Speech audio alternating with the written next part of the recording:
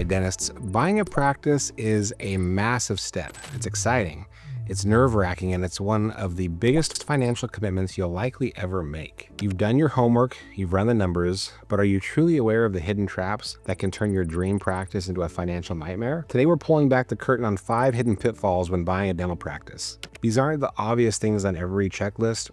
These are sneaky issues that can catch even savvy buyers off guard. Ignoring these can lead to serious stress, unexpected costs, and a practice that doesn't perform as you hoped. So if you're even thinking about buying a practice, or you're in the middle of due diligence, you absolutely need to hear this. Understanding these pitfalls will empower you to make a smarter purchase, avoid costly mistakes, and ultimately build a practice that gives you more profit, more fulfillment, and a better life. Let's dive into the first hidden pitfall. That's relying too much on the active patient count. This number, active patients, sounds straightforward, right? But it's a real trap. Here's why. Everyone defines active differently. Is it the patients seen the last 12 months, 18 months, 24 months? I've seen it all. The seller or broker might present a high active patient count, making the practice look incredibly vibrant. But if that practice has high attrition, meaning patients aren't sticking around, that high count could be masking a dying or declining patient base. If they're constantly churning through patients, the quantity of active charts might look good, but the quality and loyalty of that patient base is questionable. You need to dig deeper than just that single number. You need to understand their new patient flow, their patient retention rates, and why patients might be leaving. A high active patient count in a practice with poor retention means you might be buying a revolving door, and the reality of daily patient flow could look nothing like what the single number suggests. So don't let a big active patient number lull you into a false sense of security. Pitfall number 2, problems with the dental team. A great team is invaluable, but a problematic team can be a massive drain on your energy and your finances. When you're looking at a practice, you need to become a bit of a detective regarding the existing staff. Look for signs of high turnover recently. If multiple team members have left in the past year or two, that's a red flag. Those newer team members are less rooted and might be more likely to leave shortly after you take over. Ask discreet but direct questions about any past or pending lawsuits, OSHA complaints, or significant HR issues. These can be indicators of underlying cultural problems or genuinely problematic team members. And while you're observing, look for signs of excessive gossip or negativity. This can be difficult because often you don't get significant interaction with the team until late in the deal, sometimes even after the deal is done. But be vigilant. A toxic team culture, even if it's subtle, can poison your new practice from day one. And I've seen this play out personally more than once. One of the things I now look for carefully is the hiring date of current employees. If there are team members hired in the last year, and especially in the last 6 months leading up to a practice sale, I start to get suspicious. It's happened to me a couple of times where I discovered that very recent hires made by the selling doctor, he clearly knew they were on their way out, and they were, let's just say, not the best fit.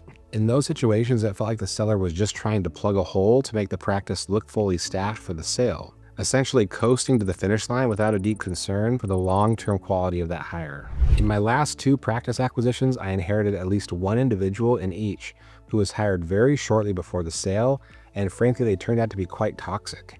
They created unnecessary drama, weren't great performers, and just didn't align with the culture I wanted to build. If you see a practice that seems overstaffed, or you have a gut feeling about a very recent hire who doesn't seem to be pulling their weight or fitting in, don't be afraid to make a tough decision. You are not obligated to retain every single employee, especially if they were a last-minute addition by a seller who was already mentally checked out. It's far better to address it decisively at the outset than to let a poor hire undermine your new practice. Let's move on to the third hidden pitfall, and this one's huge: misleading cash flow numbers. This is where you absolutely must do a deep dive and thorough dive into the practice's financials, specifically the tax returns and the P&L statements. Don't just skim them. Scrutinize every line item. The critical thing here is to ensure that all the expenses listed are the expenses you will genuinely need.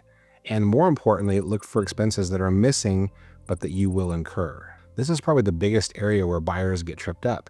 They look at the seller's P&L and see a certain profit, but they don't account for how their operational model will change those expenses. I have a buddy who bought a practice, and the seller was utilizing assistants for hygiene duties to keep overhead low. My friend hired registered dental hygienist after the purchase, which is great, but he bought the practice based on the seller's profitability, But when he hired the hygienist, his profit margin plummeted. He didn't properly factor in his necessary expenses versus the seller's artificially low ones. So when you're analyzing the financials, don't just accept the seller's P&L at face value. Rerun the numbers using the expenses you anticipate based on your way of practicing and managing. Will you need to hire an office manager where the sellers did it all themselves?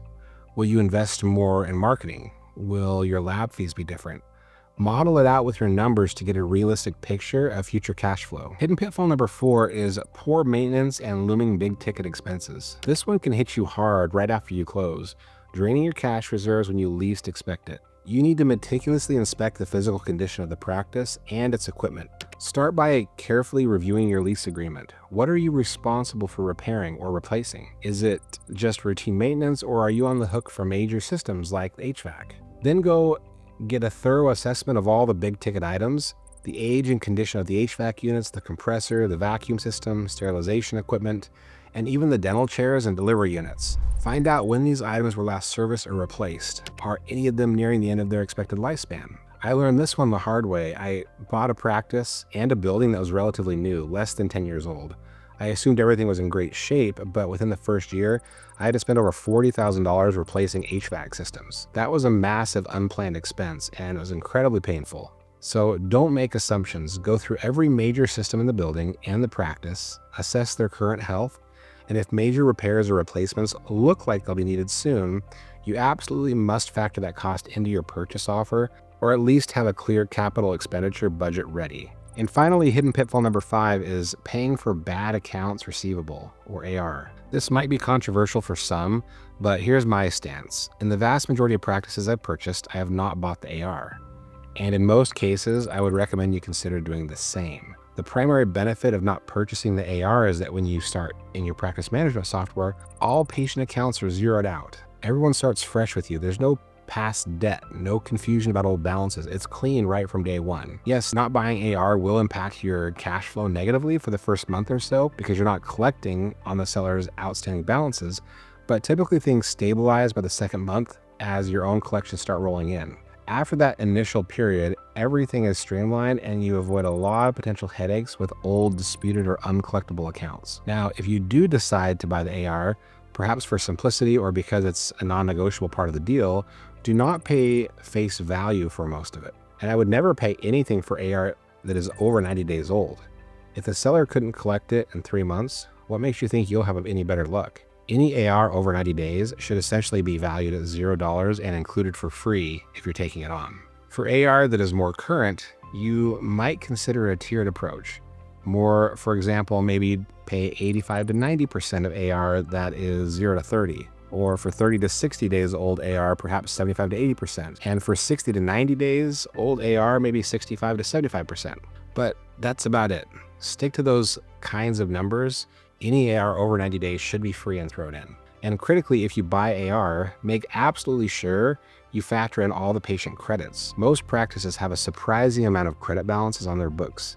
You don't want to pay for AR and then find out you also inherited a bunch of credits you have to honor or refund. That's a double hit. These are just 5 hidden pitfalls, and believe me, there can be others, but if you can diligently investigate and avoid these 5 specific traps, over-relying on the active patient count, hidden team problems, misleading cash flow numbers, deferred maintenance and looming expenses, and then overpaying for bad AR, you will be in a much stronger position when you buy your dental practice. You'll reduce your risk, protect your investment, and set yourself up for a smoother transition and greater long-term success. So if you're on the path to practice ownership, I urge you to keep these pitfalls top of mind during your due diligence. Ask the tough questions, dig deep. Don't be afraid to walk away if things don't add up. What are your thoughts on these pitfalls? Have you encountered any of these or perhaps others that caught you by surprise when buying or considering a practice? Share your experiences or questions in the comments below. Your insights could help another dentist avoid a costly mistake. And if you found this information valuable, make sure to subscribe to the channel. We're dedicated to helping you become a better clinician, a smarter practice owner, and find more success enjoying your dental career. So take what you've learned today about these hidden pitfalls in practice acquisition and use it to make informed, confident decisions. Let's keep working together to make dentistry fun, rewarding, and fulfilling. Subscribe so you don't miss the next strategy, and I'll see you soon.